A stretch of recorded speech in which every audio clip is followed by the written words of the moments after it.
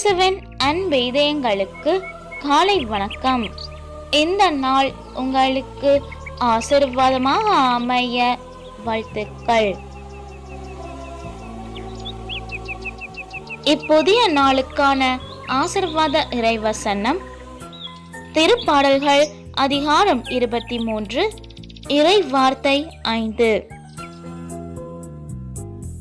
என்னுடைய எதிரிகளின் கண் முன்னே எனக்கொரு விருந்தினை ஏற்பாடு செய்கின்றீர்.